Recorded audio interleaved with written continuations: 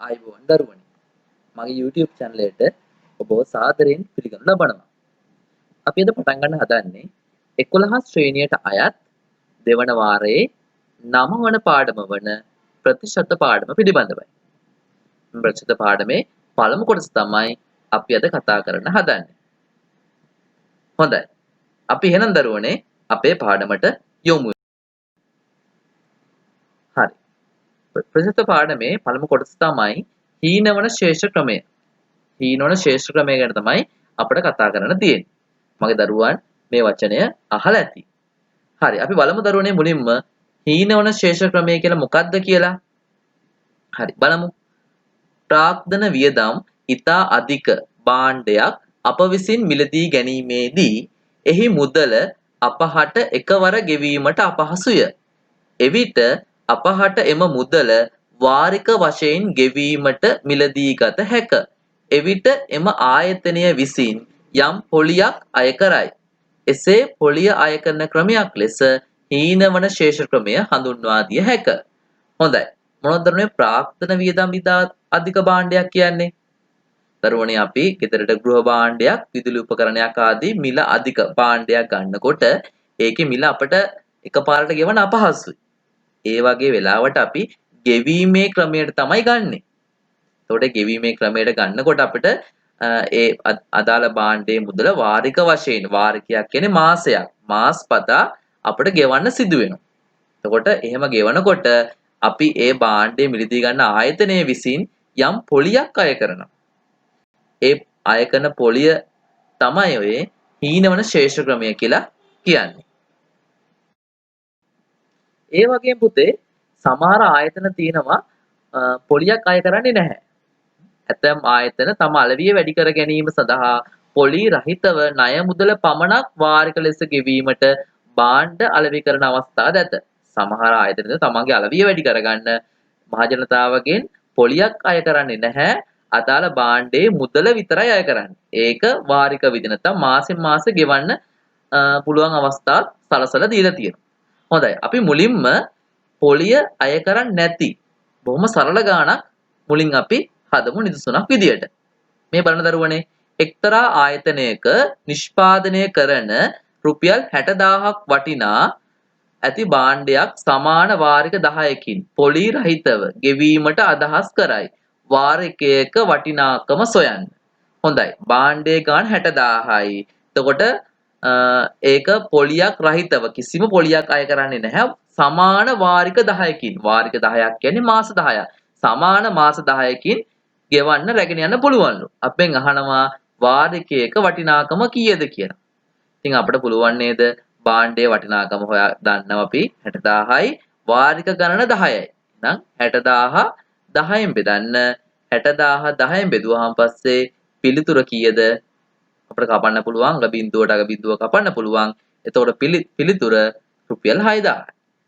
එහෙනම් රුපියල් 6000 ගානේ වාරික 10ක් මාස 10ක් ගෙවුවම පස්සේ 6000 10ක් 60000 වෙනවා. එතකොට මේ ගානේදී කිසිම පොලියක් අය කරන්නේ නැහැ. ඉතින් පොලියක් අය කරන්නේ නැත්නම් ගාන ඊටාම පහසුයි. හොඳයි අපි යමු. එක්තරා ආයතනයකින් රුපියල් 80000ක් වටිනා භාණ්ඩයක් මිලදී ගැනීමට සිල්වා මහතා අදහස් කරයි. එහිදී ඔහු පළමුව රුපියල් 5000ක් ගෙවා ඉතිරි මුදල පොලි රහිත සමාන වාරික 15කින් ගෙවීමට අදහස් කරයි. වාරිකයක වටිනාකම සොයන්න. අන්න බලන්න මේ ගානේදී ඒ භාණ්ඩයේ ගාණ 80000යි. හැබැයි ඒ භාණ්ඩය ගන්න යන සිල්වා මහතා මුලින්ම රුපියල් 5000ක් ගෙවලා තියෙනවා. 5000ක් ගෙවලා තමයි භාණ්ඩය අරන් යන්නේ. සමහර ආයතන තියෙනවා මුලින් අපි ඩවුන් පේමන්ට් එකක් මුලින් අපි යම් මුදලක් ගෙවන්න ඕන. ගෙවලා ඉතිරි ටික තමයි අපිට වාරික විදිහට ගෙවන්න තියෙන්නේ. ඒ වගේ ගණක් තමයි මෙතන තියෙන්නේ. එතකොට භාණ්ඩයේ ගාණ 80000යි 5000ක් සිල්වා මහතා මුලින් ගෙවලා තියෙනවා. එහෙනම් සිල්වා මහතාගේ ණය මුදල වෙන්නේ රුපියල් කීයද? රුපියල් 75000යි. ණය මුදල වෙන්නේ රුපියල් 75000යි. එතකොට මෙන්න මේ 75000 මුදල තමයි පොලි රහිතව පොලි අය කරන්නේ නැහැ. පොලි රහිතව වාරික 15කින් මාස 15කින් ගෙවනවලු. අපෙන් අහනවා වාරිකයක වටිනාකම කීයද කියලා. එහෙනම් අපිට පුළුවන් දරුවනේ ණය මුදල 75000යි වාරික ගණන 15යි. 75000 15න් බෙදන්න 75000 15න් බෙදුවම උත්තරේ රුපියල් 5000යි. එහෙනම් වාරිකයක වටිනාකම රුපියල් 5000යි. හොඳයි දරුවනේ මේ ගැටලු ඉතාම පහසුයි. හේතුව පොලියක් අය කරන්නේ නැති නිසා. පොලියක් අය කරනකොට මේ ගාන ටිකක් සංකීර්ණ වෙනවා. හොඳයි අපි එහෙනම් දැන් යමු පොලියත් අය කරන ගණන් කොහොමද හදන්නේ කියලා. හීනවන ශේෂ ක්‍රමය යටතේ පොලිය ගණනය කිරීම තමයි මාතෘකාව. අපි බලමු. අපි නිදසුනකින් මේ ගැටලුව හදන විදිය බලමු. සිල්වා මහතා 24ක වාර්ෂික පොලියක් අය කරන බැංකුවකින් ව්‍යාපාරික ණයක් ලෙස රුපියල් 40000ක මුදලක් ගෙන ඇත. එම ණය මුදල සමාන මාසික වාරික 4කින් ගෙවා නිම කළ යුතු අතර පොලිය අය කරනු ලබන්නේ හීනවන ශේෂ ක්‍රමයට නම් ඔහු විසින් ගෙවිය යුතු මාසික වාරිකය සොයන්න. අන්න බලන්න දරුවනේ පොලියක් අය කරනවා. පොලිය අය කරන්නේ හීනවන ශේෂ ක්‍රමයේ යටතේ. එතකොට ණය මුදල රුපියල් 40000යි වාරික 4කින් තමයි ගෙවන්න අදහස් කරලා තියෙන්නේ. ඒ වගේම පොලියක් අය කරනවා 124ක වාර්ෂික පොලියක්. වාර්ෂික පොලියක් තමයි දරුවනේ අය කරන්නේ 124ක. හොඳයි මේ ගානේ තියෙන කරුණු ටික තමයි ඔය මම පැහැදිලි කරලා දුන්නේ. වාරික 4යි. පොලියක් අය කරනවා. හොඳයි අපි බලමු මේවයි ගාණක් කොහොමද හදන්නේ කියලා. පියවර රාශියක් ඇති තමයි දරුවනේ මේ ගාණක් හදන්නේ. එකපාරින් උත්තරේ ගන්න බෑ. එකිනෙකට පියවරවල් සම්බන්ධයි. හොඳයි. පියවරට අපි යමු. ලබාගෙන ඇති ණය මුදල රුපියල් 40000යි. අපිට පුළුවන් දරුවනේ දැන් හොයන්න පොලිය නැත්තම් පොලියක් අය කරන්නේ නැත්තම් වාරිකයක අගය කීයද කියලා. පොලියක් අය කරන්නේ නැත්තම් වාරිකයක් රුපියල් 10000යි. පැහැදිලි නේද? ණය මුදල 40000යි වාරික 4යි. එතකොට 40000 4ෙන් බෙදුවම රුපියල් 10000යි පොලියක් අය කරන්නේ නැත්නම්. නමුත් දැන් මේ ගානේ පොලියක් අය කරනවා. ඒක නිසා අනිවාර්යයෙන්ම මේ 10000ට වඩා වැඩි උත්තරයක් තමයි අපිට ලැබෙන්න වෙන්නේ. ඇයි පොලියක් අය කරනවනේ.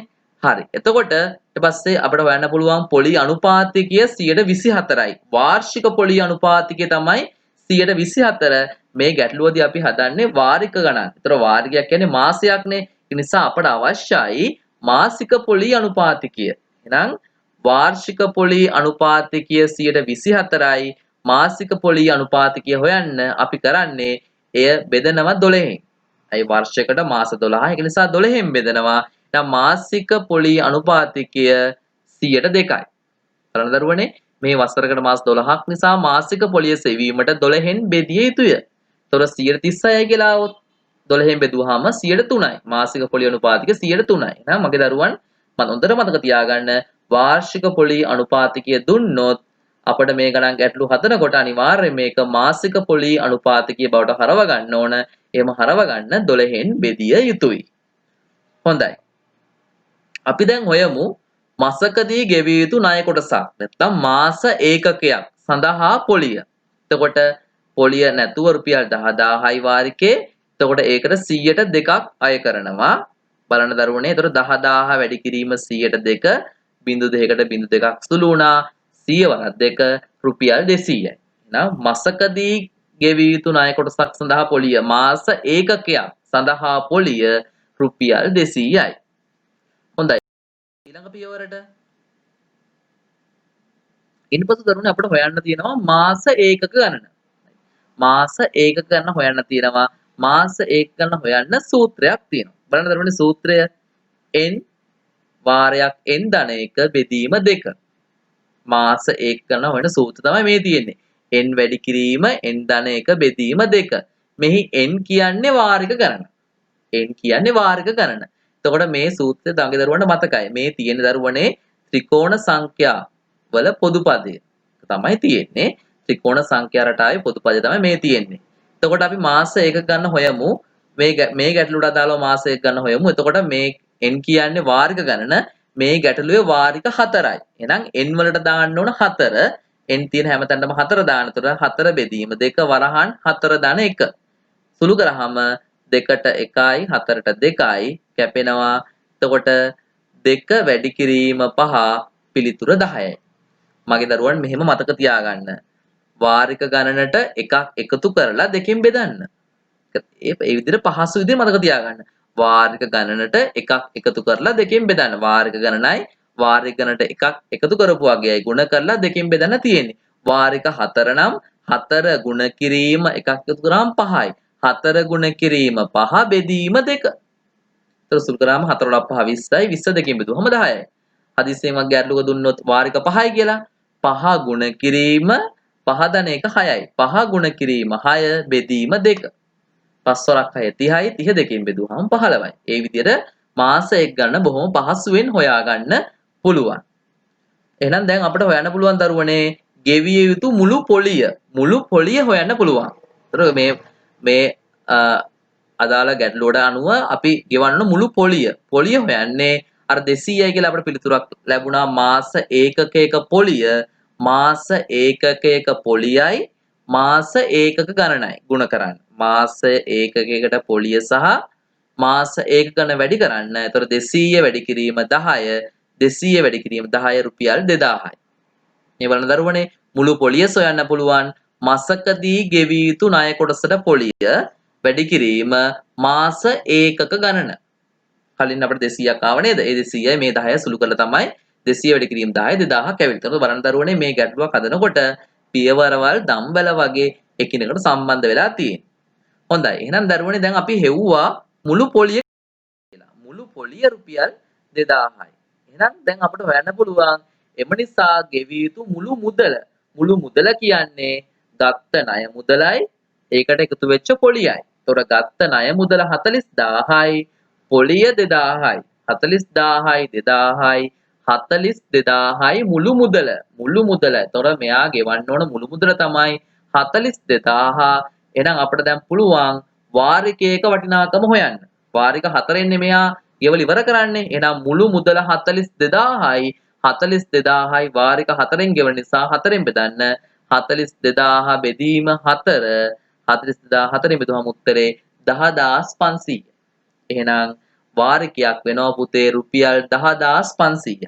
පොලිය නැත්තම් අපිට බලන්න දරුවනේ පිළිතුරු ලැබුණේ 10000යි. පොලිය නැත්තම් නමුත් දැන් පොලියක් මේකට ඇඩ් වෙන නිසා එතකොට වැඩි වෙනවා ගාන 10500ක් වෙනවා. හොඳයි අපි තවත් ගණනකට යමු. නිදසුන අංක 2. රුපියල් 34000ක් වටිනා ගුවන් විදුලි යන්ත්‍රයක් රුපියල් 10000ක් ගෙවා ඉතිරිය වසරක් තුල සමාන වාරික මගින් ගෙවීමට ලබාගත හැකිය. ණය සඳහා හීනවන ශේෂ ක්‍රමයේ යටතේ 12%ක වාර්ෂික පොලියක් අය කරනු ලබයි නම් මාසික වාරිකය ගණනය කරන්න. හොඳයි රුපියල් 34000යි ගුවන් විදුලි යන්ත්‍රය හැබැයි රුපියල් 10000ක් ගෙවලා තියෙන්නේ. එතකොට මගේ දරුවන් කියන්න ණය මුදල කීයද? ණය මුදල කීයද? ණය මුදල රුපියල් 24000යි. ඒවා හොඳට මතක තියාගන්න. ඒවා ඔයාලා අනිවාර්යෙන් ගානේ පියවර විදිහට හදන්න ඕන. මොකද ඒවට ලකුණු ලැබෙනවා. එතකොට ණය මුදල රුපියල් 24000ක් වෙනවා. මොකද 10000ක් දීපු නිසා, ඩවුන් පේමන්ට් එකක් දීපු නිසා ඒක අනිවාර්යයෙන්ම අඩු වෙලා තමයි අපිට ණය මුදල ලැබෙන්නේ. එතකොට මේ ණය මුදල වන 24000ට තමයි මේ ගැටලුව අපි ඉදිරියට හදාගෙන යන්න ඕන. ඒ වගේම වසරක් තුල සමාන වාරික. වාරික කීයද එතකොට? වසරක් කියන්නේ මම කිව්ව නේද වාරිකයක් කියන්නේ මාස 12ක් කියලා. එතකොට මේ වාරික කියන මාසයක්. එතකොට වසරක් තුල වාරික 12ක් තියෙනවා. ඒ වාරික 12න් තමයි අපිට ගාන සුළු කරන් යන්න ඕන. ඒ වගේම පොලිය අනුපාතය දෙනවා 12යි වාර්ෂික පොලි. නම් වාර්ෂික පොලි අනුපාතික තමයි 12. මගේ දරුවන් දන්නවා දැන් මාසික පොලි අනුපාතිකය කොහොමද හොයාගන්නේ කියලා. හොඳයි. අපි එහෙනම් මේ ගැටලුවත් විසඳන ආකාරය බලමු. මුලින්ම ගුවන් විදුලි යන්ත්‍රයේ වටිනාකම අපිට හොයන්න පුළුවන් 34000යි. එතකොට මුලින් අපි 10000ක් ගෙවපු නිසා අඩු කරාම අපිට රුපියල් 24000ක් ලැබිලා තියෙනවා. එතකොට ණය මුදල තමයි රුපියල් 24000. එතකොට ණය ගෙවිය යුතු කාලය මාස 12යි. මොකද අවුරුද්දක් තුල ගෙවන නිසා වාරික 12යි මාස 12යි ණය ගෙවිය යුතු කාලය. එතකොට අපිට හොයන්න පුළුවන් මාසකදී ගෙවිය යුතු ණය කොටස. පොලියක් නැතුව අපි මුලින්ම පොලියක් නැතුව එතකොට මේ පිළිතුරෙන් අපිට දලා දහසක් ගන්න පුළුවන්. ඒක නිසා අපි මේක හදමු. මාසකදී ගෙවිය යුතු ණය කොටස 24000යි ඔක්කොම ණය මුදල. එතකොට මාස 12කදී ගෙවන්න ඕන නිසා මාසකදී 24000 බෙදීම 12 පිළිතුර රුපියල් 2000යි. නම් මාසකදී ගෙවන්න ඕන රුපියල් 2000යි මේ පොලියක් අය නොකර පොලියක් ගන්නෙ නැත්තම් රුපියල් 2000යි කියලා කියන්නේ. නමුත් මේ ගාන දරුවනේ පොලියක් අය කරනවා. ඒක නිසා අපිට මේ ගාන තවත් ඉදිරියට හදාගෙන යන්න ඕන. හරි අපි දැන් බලමු. වාර්ෂික පොලී අනුපාතිකය 12%යි. එහෙනම් මාසික පොලී අනුපාතිකය කොහොමද ගන්නෙ? මාසික පොලී අනුපාතය ගන්න නම් 12න් බෙදන්න ඕන. වාර්ෂික දීලා තියෙනවා නම් 12න් බෙදුව ගමන් මාසික පොලී අනුපාතිකය එනවා 12න් බෙදන්න 12න් බෙදුවම දරුවනේ 100ට 1යි. එහෙනම් මාසික පොලී අනුපාතිකය 100ට 1යි. මාසික පොලී අනුපාතිකය 100ට 1යි. හොඳයි. ඊළඟට මාස ඒකකට පොලිය හොයන්න පුළුවන්. අපි දන්නවා මාස ඒකකයක් මුදල රුපියල් 2000යි.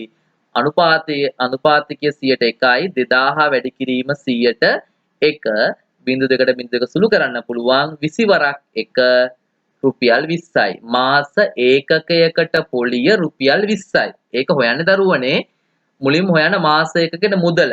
පොලී රහිත ඒකකෙන මුදල රුපියල් 2000 ගත්තා. ඒක අදාළ ප්‍රතිශතයෙන් වැඩි කරනකොට රුපියල් 20ක් අපට ලැබෙනවා. හරි ඊළඟට අපි හොයමු මාස ඒකක ගණන. අර මම කියලා දුන්නු පහසු ක්‍රමයට ඔයාලා හදන්න. හරි කොහොමද දරුවනේ මම කියලා දුන්නේ? මම කියලා දුන්නේ වාරික ගණනට එකක් එකතු කර අගයයි. ඒතර වාරික ගණනයි එකක් එකතු කළ අගයයි ඒ දෙක ගුණ කරලා දෙකෙන් බෙදන්න කිව්වා. දැන් මේකේ වාරික 12යි එකක් එකතු කරාම 13යි. 12 ගුණ කිරීම 13 බෙදීම 2 සුළු කරාම පිළිතුර එනවා 78ක්.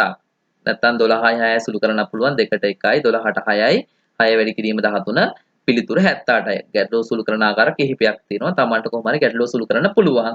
පිළිතුර 78යි. ඒතර මාස ඒකක ගණන 78යි. දැන් පුළුවන් දරුවනේ අපිට මුළු පොලිය හොයන්න. මුළු පොලිය මම මුළු පොලියට හොයන්න සූත්‍රයකුත් දුන්නා. මුළු පොලිය හොයන්නේ මාස ඒකකයට පොලිය. ඒ කියන්නේ කලින් හොයාගත්ත 20 ඒකයි මාස ඒකක ගණනයි. ඒ කියන්නේ 78යි. 20යි 78යි ගුණ කරන්න. ගුණ කරාම පිළිතුර ලැබෙනවා 1560. ගෙවිය යුතු මුළු පොලිය 1560යි. දැන් ගෙවිය යුතු මුළු මුදල හොයන්න. අපි දන්නවා ණය මුදල 24000යි. එතකොට 10000ක් දීපු නිසා 34000න් 10000ක් දීපු නිසා 24000යි ණය මුදල ආවේ. ඒකට පොලිය එකතු කරලා අපිට අවසාන උත්තරය ගන්න පුළුවන් 25560යි. ගෙවිය යුතු මුළු මුදල 25560යි. ඒතර අපි දැන් හොයාගත්තා ගෙවිය යුතු මුළු මුදල. එහෙනම් අපිට දැන් වාරිකයක වටිනාකම හොයන්නත් පුළුවන්. වාරිකයක වටිනාකම හොයන්න පුළුවන් 25560 වාරික 12 නිසා 12න් බෙදන්න 25560 12න් බෙදුවාම පිළිතුර අපිට ලැබෙනවා 2130ක්. පිළිතුර 2130යි. එහෙනම් වාරිකයක වටිනාකම 2130යි. අපිට කලින් සුළු කළ විදිහට ආවේ 2000යි. නමුත් මේක පොලියක් අය කරපු නිසා තමයි 2130ක් උනේ. හොඳයි. අපි යමු අපේ නිදසුන 3 තුන්වෙනි ගැටලුවට යමු. හරි. එක්තරා වෙළඳසැලකින් රුපියල් 50000ක් වටිනා රෙදි සෝදන යන්ත්‍රයක් මුලින් රුපියල් 10000ක් ගෙවා ඉතිරිය රුපියල් 8480 බැගින් වූ සමාන මාසික වාරික 5කින් ගෙවීම සඳහා මිලට ගත හැක. මෙහි ණය සඳහා පොලිය අය කරනු ලබන්නේ හීනවන ශේෂ ක්‍රමයට නම් වාර්ෂික පොලී අනුපාතිකය සොයන්න. අන්න දරුවනේ. ඒක ටිකක් වෙනස් ගාණක්. ඒකේ අහන්නේ වාර්ෂික පොලී අනුපාතිකය. කලින් අපි හදපු ගණන් දෙකේම අපෙන් ඇහුවේ වාරිකයක වටිනාකම සොයන්න. නමුත් මේකේ අහන්නේ වාර්ෂික පොලී අනුපාතිකය සොයන්න. දරුවනේ මේ හීනවන ශේෂ ක්‍රමයේ යටතේ එන්න පුළුවන් ගැටලු ආකාර දෙකයි. එක ගැටලු ආකාරයක් තමයි වාරිකයක වටිනාකම හොයන එක. අනිත් ගැටලු ආකාරය තමයි වාර්ෂික පොලී අනුපාතිකය හොයන එක. ඉතින් මගේ දරුවන් මෙම ගැටලු වර්ග දෙකට හොඳින් පුරුදු පුහුණු වුණා නම් ඔයාලට විභාගෙදී අනිවාර්යයෙන්ම ලකුණු 10ක් ලබා ගන්න පුළුවන්. හොඳයි මම ඔයාලට මේ ගැටලුවත් ඉතාම පැහැදිලිව කියලා දෙන්නම්. හරි. එතකොට බලන්න දරුවනේ ගැටලුව 50000ක් වන රෙසිස්ටන්ස් යන්ත්‍රය මුලින් 10000ක් ගෙවලා. එතකොට දැනගන්න දරුවනේ 50000ක් උනාට වටිනාකම 50000ක් උනාට 10000ක් ගෙවපු නිසා දැන් ණය මුදල වෙන්නේ 40000යි. ඉන් පස්සේ 8480 බැගින් වාරික 5කින් තමයි මේක ගෙවන්න තමයි අරගෙන තියෙන්නේ. එතකොට අපෙන් අහන්නේ වාර්ෂික පොලි අනුපාතිකය. හොඳයි. අපි ගැටලුව රෙද් සෝදන යන්ත්‍රයේ වටිනාකම රුපියල් 50000යි. එතකොට 10000ක් මුලින් ගෙවපු නිසා ඉතිරි මුදල රුපියල් 40000යි. ඉතිරි මුදල රුපියල් 40000යි. එතකොට මාසික ගෙවිය යුතු ණය කොටස. මාසෙකට කොච්චරක් ගෙවන්න ඕනද? ණය මුදල 40000යි. අපි මාස 5යි වාරික 5 නිසා 5න් බෙදුවා. 40000 5න් බෙදුවාම රුපියල් 8000යි. මාසිකව ගෙවිය යුතු ණය කොටස රුපියල් 8000යි. ඊළඟට අපි හොයමු කොච්චරක් ගෙවනද කියලා. අපි දන්නවා 8000 ගානේ තමයි 8000 ගානේ 5ක් ගුණ කරාම තමයි 40000 එන්නේ. ඒතර පොලියක් අය කරන්නේ නැත්නම් 8000 ගානේ ගෙවුණා හරි. නමුත් දැන් ගෙවලා තියෙන්නේ 8480 ගානේ 5ක්. ඒ කියන්නේ හොයන්න පුළුවන් අපට ගෙවපු මුළු මුදල.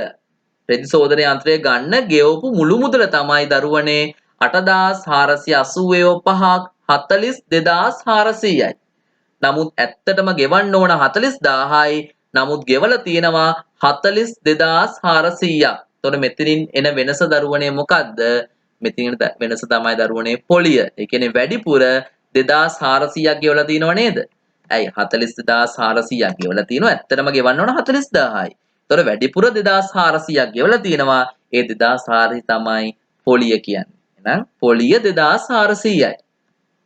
එහෙනම් දරුවනේ අපි ගෙවන්න ඕන මුළු පොලිය හොයාගත්තා. කියන්නේ ගෙවපු මුළු පොලිය හොයාගත්තා. ගෙවපු මුළු පොලිය රුපියල් 2000යි. ඉන්පසු අපි කලින් වගේම මාස ඒකක ගණනත් හොයන්න ඕන. මාස ඒකක ගණන හොයන්න පුළුවන්. මම අර කලින් කියලා දුන්නු පහසු ක්‍රමයට වාරික 5යි 5ට එකක් වැඩි එක 6යි 5 වැඩි කිරීම 6 බෙදීම 2 5 වරක් 6 30යි 30 දෙකෙන් බෙදුවාම පස්සේ පිළිතුර 15යි. එහෙනම් මාස ඒකක ගණන 15යි. හරි පහසුවෙන් මාස ඒකක ගණන හොයන්න පුළුවන්. දැන් අපිට හොයන්න පුළුවන් මාස ඒකකයකට පොලිය. මම කලින් ඔයාලට සූත්‍රයක් කියලා දුන්න මතකද බලන්න. මුළු පොලිය සමානයි මාස ඒකකයකට පොලිය ගුණ කිරීම මාස ඒකක ගණන. දැන් අපි එතනින් මුළු පොලිය දන්නවා. ඒ වගේ මාස ඒකක ගණනක් දන්නවා. අපි දන්නේ නැත්තේ මාස ඒකකට පොලිය නේද? එහෙනම් මාස ඒකකට පොලිය හොයන්න පුළුවන් මුළු පොලිය කියන්නේ 2400 බෙදන්න මාස ඒකක ගණනින්. මාස ඒකක ගණනින් මාස ඒකක ගණන 15යි. 2400 15ෙන් බෙදන්න 2415ෙන් බෙදුවම පස්සේ 160යි. මාස ඒකකයකට පොලිය රුපියල් 160යි. මාස ඒකකයකට පොලිය රුපියල් 160යි. ඉන්පස්සේ අපිට පුළුවන් වාර්ෂික පොලිය අනුපාතිකය හොයාගන්න. වාර්ෂික පොලිය අනුපාතිකය හොයන්නේ මෙන්න මේ විදියට. ඉර උඩින් දාන්න ඕන මාස ඒකකයකට පොලිය. ඉර යටින් දාන්න ඕන පොලි රහිත මාසික වාරිකයක වටිනාකම. අර කලින්ම අපි හොයාගත්තේ පොලියක් නැතුව වාරිකයක් කීයද කියලා. පොලියක් නැතුව වාරිකයක් 8000යි. එතකොට ඒක තමයි ඉර යටින් දාන්නේ. වැඩි කිරීම 100%. මොකක්ද දරුවනේ මේ 12ක් කියලා තියෙන්නේ? 12ක් කියලා තියෙන්නේ. මෙතනින් දරුවනේ එන්නේ කියන්නේ 160 බෙදීම 8000 වැඩි කිරීම 100%න් එන්නේ මාසික පොලි අනුපාතිකය. මොකද මාසයකට ගණන් මේ හදලා තියෙන්නේ. මාසික පොලි අනුපාතිකය තමයි එන්නේ. ඒක වාර්ෂික කරන තමයි 12න් ගුණ කරලා තියෙන්නේ. මගේ දරුවන්ට මෙහෙම කරන්න පුළුවන්. 160 බෙදීම 8000 වැඩි කිරීම 100 කියන එක සුළු කරලා පිළිතුර අරගෙන ඉන් පස්සේ නැවතත් 12න් ගුණ කරලා වාර්ෂික පොලි අනුපාතිකය සොයන්න පුළුවන්. මෙහෙම එකපාරට කරත් ගැටලුවක් නැහැ. බලමු සුළු කරපු ආකාරය. බිංදු දෙකට බිංදු දෙක කැපුණා. ඒ වගේ මෙතන සුළු කරන්න පුළුවන්. සුළු කරාම 160ට 80 වෙනින් 2යි. සුළු කරාම දැන් 2 වැඩි කිරීම 12 දෙවරක් 12 24යි. එතකොට පිළිතුර 100ට 24යි. පිළිතුර 124යි. බලන්න දරුවෝ සුළු කරපු විදිය බිංදු දෙකට බිංදු දෙකක් කැපුණා. ඒ වගේම පල්ලෙහා 80ක් ඉතුරු වෙනවා. උඩ 160ක් ඉතුරු වෙනවා. 160ක් කියන්නේ 80 දෙකක් නිසා එක සුළු කරන්න පුළුවන් අපිට 2 වැඩි කිරීම 12 පිළිතුර 100ට 24ක් ලැබිලා තියෙනවා. හොඳයි. එහෙනම් මම දැන් මගේ දරුවන්ට කියලා දුන්නා හීනවන ශේෂ්ඨ ක්‍රමයේ යටතේ එන ගැටලු වල ගැටලු වර්ග ආකාර දෙකම කියලා දීලා තියෙන්නේ. හොඳයි. දැන් එහෙනම් අභ්‍යාසයකට යමු. හරි. ඔන්න පළවෙනි ගැටලුව තමයි මේ තියෙන්නේ. සිල්වා මහතා 36ක වාර්ෂික පොලියක් අය කරන බැංකුවකින් ව්‍යාපාරික ණයක් ලෙස රුපියල් 60,000ක මුදලක් ගෙන ඇත. එම ණය මුදල සමාන මාසික වාරික 12කින් ගෙවා නිම කළ යුතු අතර පොලිය අය කරනු ලබන්නේ හීනව ශේෂ ක්‍රමයට නම් ඔහු විසින් ගෙවිය යුතු මාසික වාරිකයක අගය. හොඳයි. මගේ දරුවන්ට මම කාලයක් ලබා දෙනවා. ඒ කාලය තුල මගේ දරුවන් ඉතා පහසුවෙන් මේ ගැටලුව විසඳනවා කියලා මට විශ්වාසයක් තියෙනවා. හොඳයි.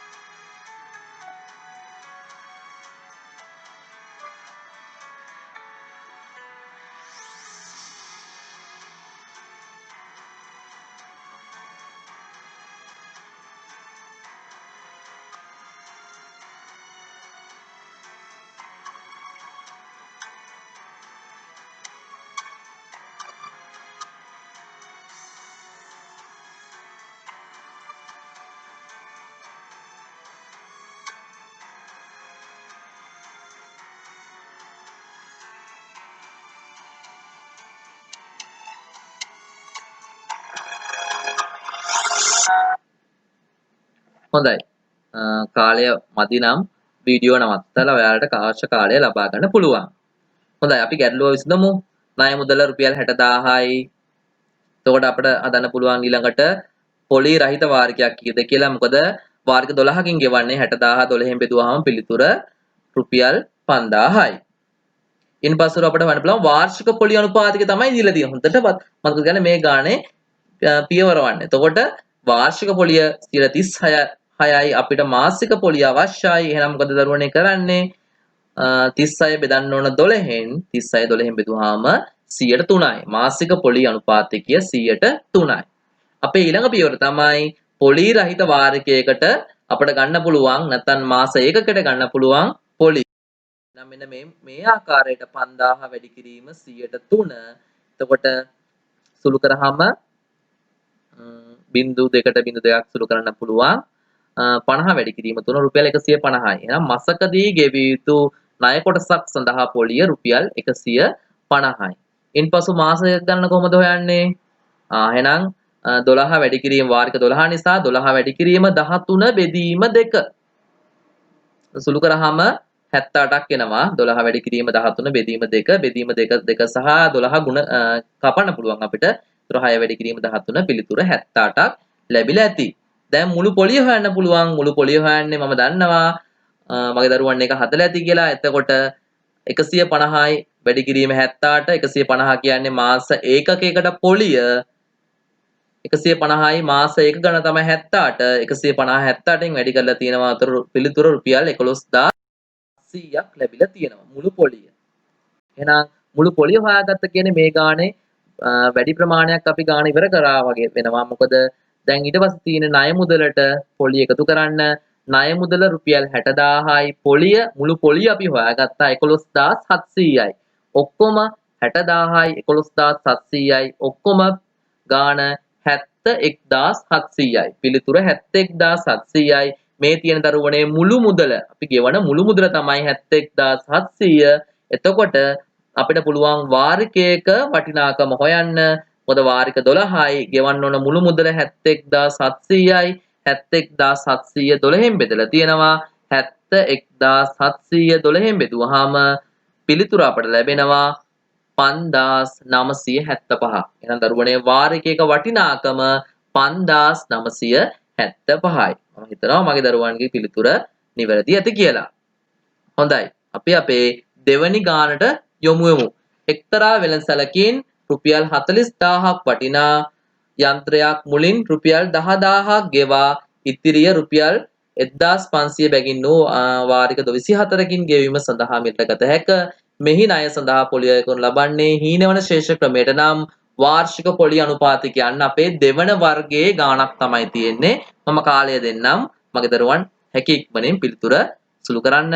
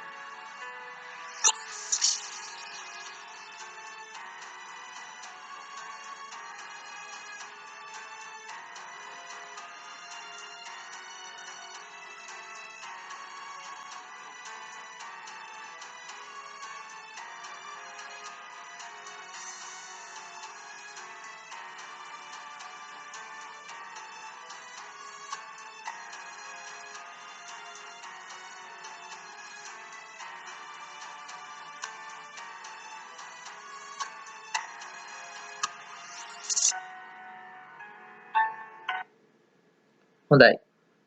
අපි යමු වටිනාකම රුපියල් 40000යි මුලින් 10000 ගෙවපු නිසා දැන් ණය මුදල රුපියල් 30000ක් වෙලා තියෙනවා. 40000න් 10000ක් අඩු කරලා ඊපස්සේ අපිට හොයන්න පුළුවන් මාසිකව ගෙවිය යුතු ණය කොටස. මාස ඒකකයකට ණය මුදල අපිට හොයන්න පුළුවන්. ණය මුදල දන්නව දරුවනේ දැන් 30000යි. වාරික මේ ගානේ වාරික 24යි. ඒක නිසා 30000 24න් බෙදන්න රුපියල් 1250 තමයි මාසිකව ගෙවිය යුතු ණය කොටස. මාසිකව ගෙවිය යුතු ණය කොටස රුපියල් 1250යි. ඒත් අපිට හොයන්න පුළුවන් වාරික ලෙස ගෙවිය යුතු මුළු මුදල. එතකොට අපි දන්නවා 1500 ගානේ දීලා තිනවා. 1500 ගානේ වාරික 24ක් තමයි ගෙවලා තියෙන්නේ. අපිට සුළු කරාම පිළිතුර ලැබෙනවා 1500 ගානේ 24ක් ගෙවුවාම රුපියල් 36000ක් පිළිතුර ලැබිලා තියෙනවා. එතකොට ඇත්තටම අපි ගෙවන්න ඕන කීයද? රුපියල් 30000යි නේද? හැබැයි අපි ගෙවලා තියෙනවා කීයක්ද? 36000ක්. වැඩිපුර රුපියල් 6000ක් ගෙවලා තියෙනවා. වැඩිපුර රුපියල් 6000 කියන්නේ මොකද දරුවනේ? පොලිය නේද? එහෙනම් වැඩිපුර රුපියල් 6000 ගෙවලා තිනවා. ඒ 6000 කියන්නේ පොලිය. එහෙනම් අපිට හොයන්න පුළුවන් එතනින් ගෙවිය යුතු මුළු පොලිය අපිට හොයාගන්න පුළුවන් හරිය ලේසියෙන්ම රුපියල් 6000යි. මුළු පොලිය රුපියල් 6000යි. ඊට පස්සේ අපිට පුළුවන් මාස 1 ගණන හොයන්න. මාස 1 ගණන හොයන්නේ 24 වැඩි කිරීම 24 ධන 1 කියන්නේ 25යි. සුළු කරලා අපට අවසාන පිළිතුරක් ගන්න පුළුවන්.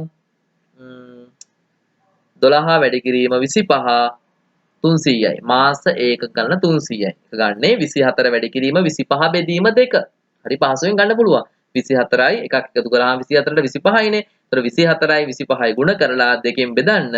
බෙදුවාම අපට මාස 1 ගණන ලැබෙනවත් මාස 1 ගණන 300ක්. හරි. ඉන්පසු අපිට හොයන්න පුළුවන් මාස 1කට පොලිය. ඒක හොයන්නේ මුළු පොලිය අපි හොයාගත්ත දරුවනේ 6000යි. මාස 1 ගණනින් බෙදන්න ඕන. මාස 1 ගණන 300යි. ඒතර 6000 300ෙන් බෙදන්න 6300න් බෙදුවාන් පස්සේ රුපියල් 20යි. මාස ඒකකයකට පොලිය රුපියල් 20යි. මාස ඒකකයකට පොලිය රුපියල් 20යි කියලා අපිට ලැබෙනවා. ඉන් පස්සේ අපිට හොයන්න පුළුවන් වාර්ෂික පොලිය අනුපාතිකය. වාර්ෂික පොලිය අනුපාතිකය හොයන්න මම කලින් ඔයාලට සූත්‍රය දීලා තියෙනවා. එතකොට 20 තමයි උඩින් දාන්න ඕන. 20 කියන්නේ මාස ඒකකයකට පොලිය. කලින් ලැබුණු පිළිතුර. ඒ වගේම 1250 කියන්නේ පොලිය අය කරන්නේ නැති වාරිකයක ගාණ. පොලිය රහිත වාරිකයක් කීයද කියන එක. ඒ ගාණ 1250යි. වැඩි කරන්න දරුවනේ 100%න්. ඒ වගේම වාර්ෂික කරන්න ඕන නිසා තමයි 12න් සුළු කරලා තියෙන්නේ. කැපෙනවා බිඳුවට බිඳුව කැපෙනවා. ඒ වගේම 20යි 135යි කපන්න පුළුවන්. 5න් කැපෙනවා. අවසානයේ පිළිතුර අපිට ගන්න පුළුවන් 20ට 4යි 135ට 5 වෙන් 25යි. අවසානයේ පිළිතුර සුළු කරාම 4 වැඩි කිරීම 10 40යි 40 වැඩි කිරීම 12. ඒ වගේම බෙදීම 25 පිළිතුර සුළු කරාම 19.2යි. කියන්නේ වාර්ෂික පොලි අනුපාතිකය 19.2යි කියලා අපිට ලැබෙනවා. හොඳයි. එතකොට මගේ දරුවන්ට මතක තියාගන්න ඕනේ මේ ගැටලුව කොහොමද අපි සුළු කරේ කියලා. ඉතා පහසුවෙන් සුළු කරන්න පුළුවන්. හැබැයි මේ ගැටලුවට අදාළ සූත්‍ර ටික හොඳට මතක තියාගන්න ඕන. කොහොමද වාර්ෂික පොලි අනුපාතිකය හොයන්නේ? කොහොමද මාස ඒකක ගණනක් හොයන්නේ? ඒ ආදී වශයෙන් මේකට තියෙන සූත්‍ර ටික මගේ දරුවන් හොඳට මතක තියාගන්නවා නම් මේ ගැටලුව ඔයාලට ඉතා පහසුවෙන් හදන්න පුළුවන්. හොඳයි. මම හිතනවා මගේ දරුවන්ට අද මම කියලා දීපු පාඩම ඉතා හොඳින් පැහැදිලි. ඒ වගේම දරුවනේ මගේ ඊළඟ වීඩියෝ එකකින් ඔයාලට මේ පාඩමේ ඉතිරි කොටස මම අරගෙන එනවා.